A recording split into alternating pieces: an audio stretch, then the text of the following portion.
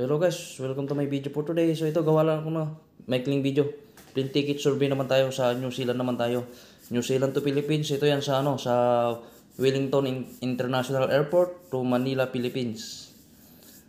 Ito paalala lang to guys ha, hindi ako nagbebenta ng plane ticket. Nagawa lang ako ng mga survey na pinupost ko lang sa aking YouTube account at saka sa aking FB page sa Roger Channel.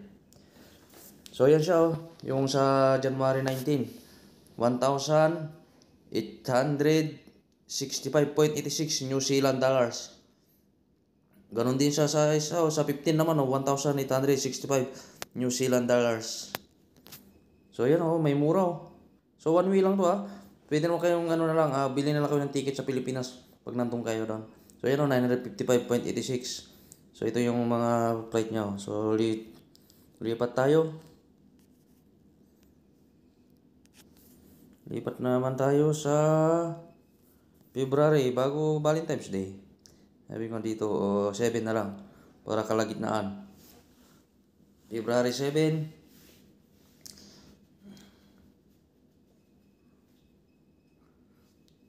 Ito.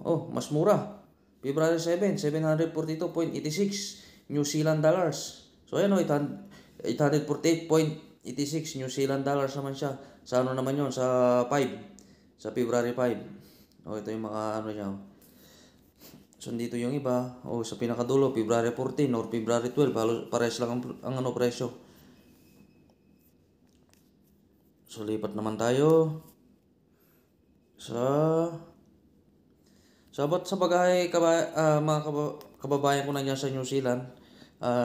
Karamihan yan basta nasa dalawang bagay 23 tsaka 7 kilo na hand carry, total of 53 kilos. Karamihan yan. Pero pag tanungin nyo na lang mismo sa airlines para hindi tayo malito. Mas sigurado doon sa airlines, tanungin nyo kung ilan yung free baggage niya. So yan 742.86 sa March 9, 2025. So yan din 742.86. Tapos ito siya 742.86. Ganun din siya pareha sa March 14. Ngayon, punta naman tayo sa April 10, siyempre.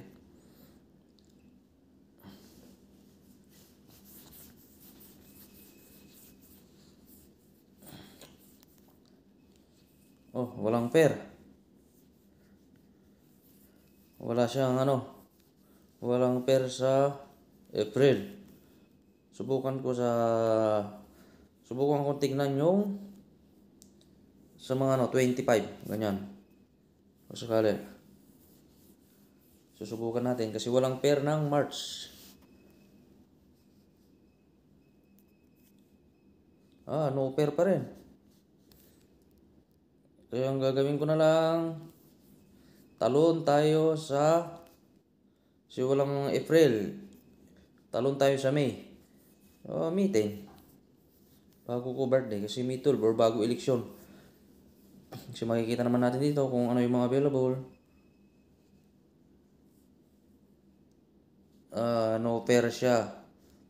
So dito lang may available sa May 7, Wednesday 744.48. Tapos dito sa 14 ganun din. Walang available ang May 10. So ngayon lipat na tayo sa June. Siyempre June 10 natin.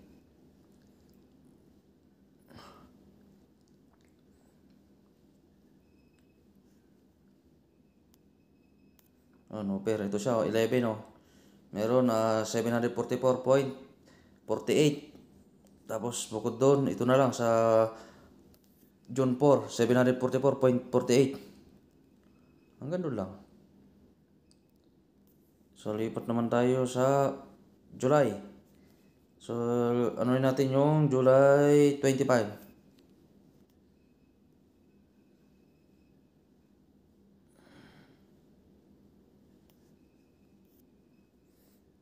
No pair siya. So ito siya 744.48 sa naman. July 23. Meron pa bang ibang pair? Ito naman July 30, 744.48 New Zealand dollars. Siyempre, talon na tayo sa August. Yung last survey natin. August muna. Sa taong 2025 hanggang August lang muna tayo. 16 na. Pero ano.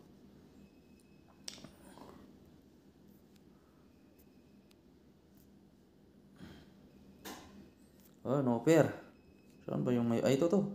Sa ano nga lang siya? Sa 13. 744.48 New Zealand dollars.